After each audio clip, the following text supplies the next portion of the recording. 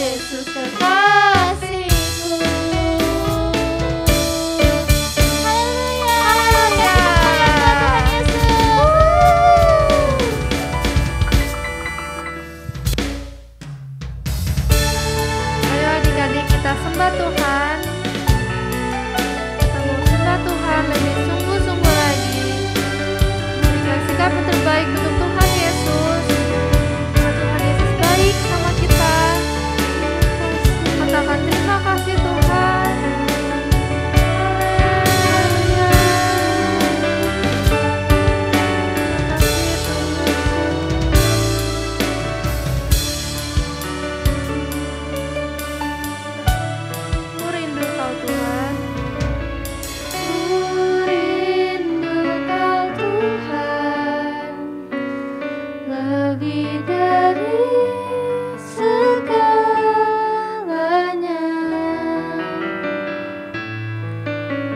Ku cinta Kau Yesus, Kaulah dambaan hatiku. Ku rindu Kau Tuhan, Ku rindu Kau Tuhan, lebih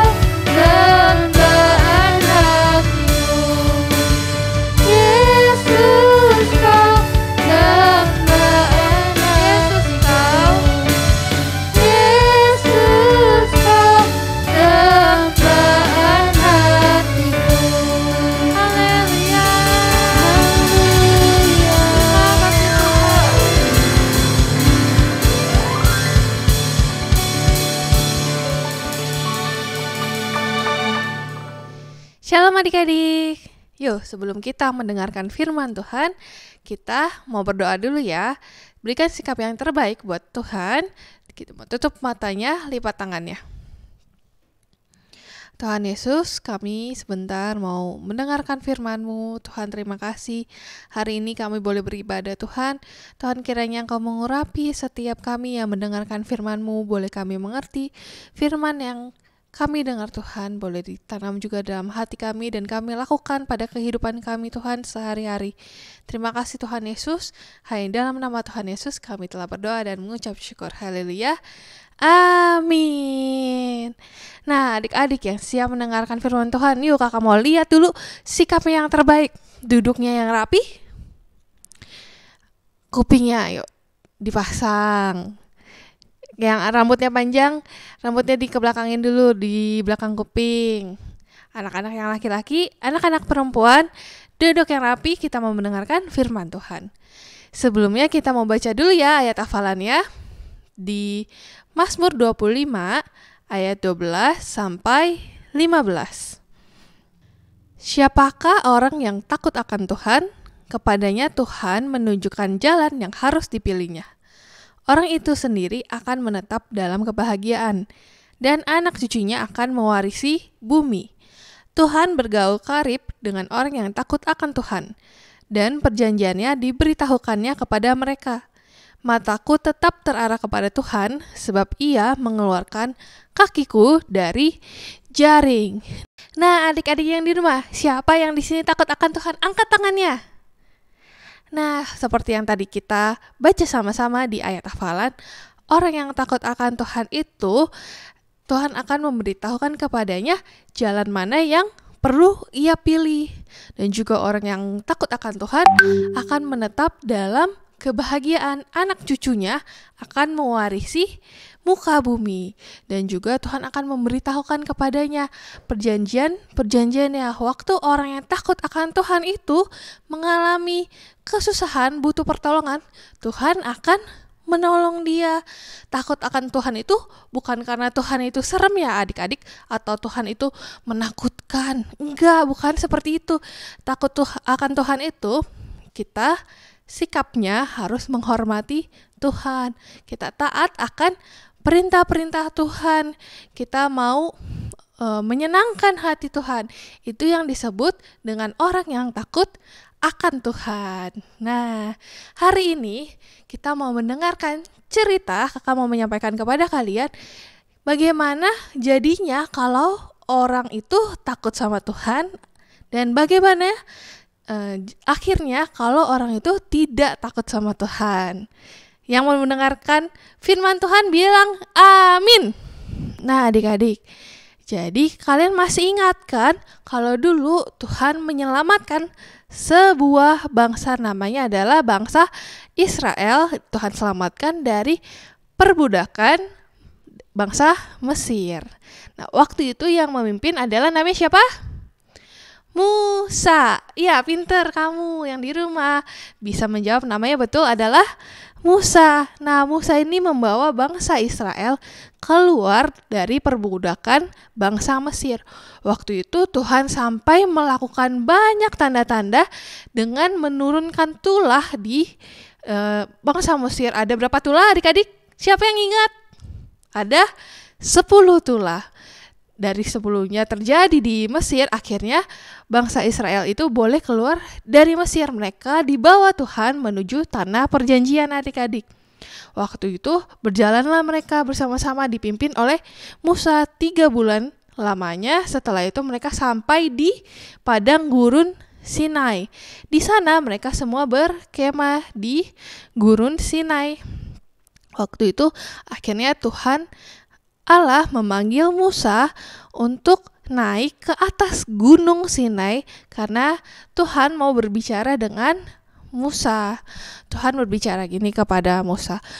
Musa, beritahukanlah kepada bangsa Israel kalau mereka itu harus menguduskan diri mereka selama 3 hari. Karena pada hari ketiga Tuhan mau datang kepada mereka. Tuhan mau berbicara dengan bangsa Israel. Semuanya dari imam-imam, orang rakyat jelata semuanya harus menguduskan diri mereka. Dan di sekitar Gunung Sinai itu harus dibuat batas. Tidak boleh ada yang melewati batas karena tempat itu adalah kudus. Kalau sampai ada binatang ataupun manusia yang melewati batas gunung itu, maka orang itu atau binatang itu akan mati, akan binasa. Jadi nggak boleh.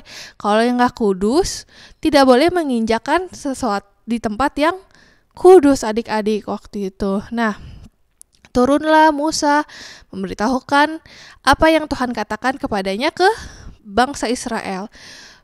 Musa berbicara, bangsa Israel, kalian harus semuanya menguduskan diri, menyucikan diri kalian. Karena nanti di hari ketiga Tuhan akan datang di puncak gunung Sinai, di atas gunung Sinai dia akan menampakkan diri kepada kalian. Dia mau berbicara kepada kalian. Nah, sudah itu lewatlah 3 hari adik-adik. Nah, Tuhan menampakkan diri, dia suruh Musa naik ke atas. Lagi dia berbicara kepada Musa. Lalu waktu Tuhan menampakkan diri kepada orang Israel, kan dari atas puncak gunung Sinai itu terdengar suara gemuruh, suara guntur, suara kilat yang benar-benar menunjukkan kemuliaan Tuhan adik-adik. Bangsa Israel yang melihat itu, mereka semua malah ketakutan. Mereka malah bilang ke Musa, udah Musa, kamu aja yang ngomong sama Allah, sama Tuhan. Kami takut, kami gak mau. Kalau kamu yang ngomong, kami mau dengar kata-kata Tuhan dari kamu aja. Kami takut kalau harus langsung bertemu dengan Tuhan. Akhirnya yang naik ke atas puncak gunung Sinai itu adalah Musa. Nah, di atas puncak gunung itu Musa diberikan 10 perintah Allah yang dituliskan di 2 loh batu. Nah, yang pertama adalah jangan ada padamu Allah yang lain. Yang kedua, jangan menyembah berhala. Yang ketiga, jangan menyebut nama Tuhan Allahmu dengan tidak hormat. Keempat, kuduskanlah hari Sabat. Kelima, hormatilah ibu dan ayahmu. Keenam, jangan membunuh. Ketujuh, jangan berzina. 8, jangan mencuri. Kesembilan, jangan bersaksi dusta. Dan ke-10 adalah jangan mengingini milik sesamamu. Dari 10 perintah Allah itu adik-adik ditulis di 2 loh batu itu. Nah, 10 perintah ini harus ditaati oleh bangsa Israel. Karena Tuhan mau hidup mereka menjadi lebih baik, kan seperti yang tadi ayat hafalan kita baca. Tuhan menunjukkan mana jalan yang harus dilewati. Nah, waktu Musa membawa 2 loh batu itu kan, dia mau menyerahkan ke bangsa Israel. Terus Tuhan berkata kepada Musa, karena Tuhan melihat sesuatu yang aneh terjadi di bawah kaki gunung itu adik-adik. Ternyata apa yang dilakukan bangsa Israel waktu Musa berbicara dengan Tuhan, ada yang tahu? Nah, bangsa Israel itu berbuat yang tidak baik adik-adik. Mereka kan menunggu sangat lama. Mereka pikir Musa sudah binasa karena bertemu sama Tuhan, atau Musa sudah entah kemana. Kenapa Musa gak turun-turun? Akhirnya bangsa ini menjadi tidak percaya kan adik-adik. Bangsa ini menyuruh Harun, kakaknya dari Musa. Bangsa Israel ini berkata kepada Harun, Harun, buatlah kepada kami Allah lain. Lihat tuh adik kamu si Musa entah kemana, dia kenapa gak turun-turun dari tadi dari atas gunung itu, kemana perginya dia? Mungkinkah dia udah binasa, mungkin juga dia udah gak ada lagi. Akhirnya Harun yang ketakutan karena banyaknya orang Israel yang di sana. Terus dia berpikir, ya udah, kalian semua bangsa Israel kumpulkan semua perhiasan emas, mulai dari anting, kalung, gelang, semuanya dikumpulkan, dilebur jadi satu. Mereka mengaduk semuanya, dilebur, dipanasin dengan api, dilebur jadi satu, terus dicetak, dibentuklah anak lembu dari emas. Nah, adik-adik tahu nggak apa yang dilakukan oleh bangsa Israel itu? Ya, mereka menyembah berhala, adik-adik, itu namanya. Mereka menyembah patung, mereka menyembah anak lembu emas itu. Terus mereka menari-nari, mereka bersorak-sorak di depan anak lembu emas itu. Mereka menyembah anak lembu emas itu. Padahal yang seharusnya disembah adalah siapa? Tuhan Allah. Nah, akhirnya karena mereka berbuat jahat, mereka berbuat dosa, dan Tuhan tahu itu, Tuhan menyampaikannya kepada Musa. Tuhan berkata, Musa, lihat apa yang dilakukan oleh bangsa Israel. Mereka udah membuat patung lembu emas. Mereka menyembah berhala. Mereka nggak lagi menyembah aku. Mereka berbuat dosa. Lalu Musa yang tahu, akhirnya Musa turun ke bawah. Musa lihat, oh ternyata bangsa Israel sedang menyembah anak lembu emas itu. Akhirnya Musa marah. Musa melempar 2 loh batu itu adik-adik sampai hancur. Lalu Musa menyuruh orang-orang Israel yang di sana yang menyembah berhala itu adik-adik untuk meminum air yang sudah ada bubuk emas yang tadi dari anak lembu emas itu. Musa begitu kecewa sama orang Israel. Kok bisanya mereka malah menyembah berhala, mereka menyembah Allah yang lain, bukan Tuhan Allah Israel. Lalu Musa berkata kepada Harun, kenapa kamu bisa membiarkan bangsa ini menyembah berhala, bukannya kamu jagain? Dia marah ke Harun, marah ke seluruh bangsa Israel. Lalu Musa yang marah waktu itu, Musa memanggil semua orang Israel. Dia bertanya, siapa di sini kalian yang memihak kepada Tuhan? Siapa di sini yang tidak memihak kepada Tuhan, disingkirkan. Yang memihak kepada Tuhan, kalian semuanya harus berikatkan pedang. Kalian harus, yang terjadi adalah kalian harus membinasakan mereka semua yang tidak berpihak kepada Tuhan, yang telah berbuat dosa, yang menghasut orang-orang untuk menyembah berhala. Akhirnya yang terjadi apa? Pada saat itu 3.000 orang kiranya binasa adik-adik karena mereka telah berbuat dosa dengan menyembah berhala. Nah, ini yang terjadi dengan orang yang tidak takut akan Tuhan. Mereka menjadi binasa adik-adik. Nah, jadi adik-adik, kalian mau jadi orang yang takut akan Tuhan atau yang tidak takut akan Tuhan? Orang yang takut akan Tuhan akan diberi kebahagiaan, akan dipelihara ulang. Nah, jadi adik-adik yang di rumah, kalian mau jadi orang yang takut akan Tuhan atau menjadi orang yang tidak takut akan Tuhan? Kalau kalian tidak takut akan Tuhan, kalian akan binasa seperti orang-orang Israel itu yang tidak takut akan Tuhan, dibinasakan. Sedangkan orang yang takut akan Tuhan, Tuhan berjanji orang itu akan dipelihara. Tuhan akan berikan kebahagiaan, Tuhan akan menolongnya waktu kesusahan adik-adik. Karena itu, jadilah orang yang takut akan Tuhan. Taati perintahnya. Senangkan hati Tuhan dengan hidup kamu. Sungguh-sungguh menyayangi Tuhan ya adik-adik ya. Yuk, yang takut akan Tuhan, kita semuanya mau bersatu dalam doa. Kita mau minta tuntunan Tuhan Yesus dalam hidup kita untuk mengajarkan kita bagaimana caranya hidup yang berkenan di hadapannya. Kita mau tutup matanya, lipat tangannya adik-adik. Kita mau berdoa. Tuhan Yesus yang baik, terima kasih kami boleh mendengarkan firman-Mu Tuhan. Tuhan, ajar kami menjadi orang-orang yang takut akan Engkau Tuhan, orang-orang yang menaati perintah-Mu, orang-orang yang menghargai dan menghormati Tuhan. Tuhan, ajar kami Tuhan di setiap jalan kami Tuhan. Berikan petunjuk-Mu, jalan mana yang perlu kami pilih Tuhan. Tuhan, kiranya Tuhan Kau memelihara setiap hidup kami Tuhan. Sekolah kami, kesehatan kami, keluarga kami Tuhan, kami serahkan di dalam nama Tuhan Yesus. Tuhan, terima kasih. Kumpulkan kami lagi Tuhan pada ibadah minggu depannya Tuhan. Hanya dalam nama Tuhan Yesus kami telah berdoa dan mengucap syukur. Haleluya. Amin. Shalom teman-teman. Mari kita memperkatakan Mazmur 91.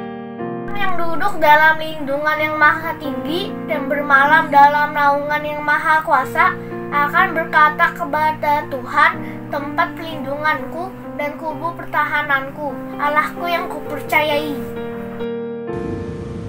Sungguh, Dia akan membebaskan engkau dari jerat penangkap burung, dari penyakit sampar yang busuk. Dengan kepaknya, Ia akan menduduki engkau. Di bawah sayapnya, engkau akan berlindung. Kesetiaannya ialah perisai dan pagar tembok. Engkau tahu saat takut terhadap kedahsyatan malam, terhadap panah yang terbang di waktu siang, terhadap penyakit sampar yang berjalan di dalam gelap, terhadap penyakit menular yang mengamuk di waktu petang. Kalau 1000 orang gabah di sisimu dan 10.000 sebelah kananmu, tetapi itu tidak akan menimpamu. Engkau hanya menontonnya dengan matamu sendiri dan melihat pembalasan terhadap orang-orang fasik. Sebab Tuhan ialah tempat perlindunganmu yang maha tinggi, telah kau buat tempat perteduhanmu. Malapetaka tidak akan menimpa kamu, dan tulah tidak akan mendekat kepada kemahmu. Sebab malaikat-malaikatnya akan diperintahkannya kepadamu untuk menjaga engkau di segala jalanmu. Mereka akan menata engkau di atas tangannya, supaya kakimu jangan terantuk kepada batu. Singa dan ular tedung akan kau langkahi. Engkau akan menginjak anak singa dan ular ngangga. Sungguh, hatinya melekat kepadaku, maka aku akan meluputkannya. Aku akan membentenginya, sebab ia mengenal namaku. Bila ia berseru kepadaku, aku akan menjawab. Aku akan menyertai dia dalam kesesakan.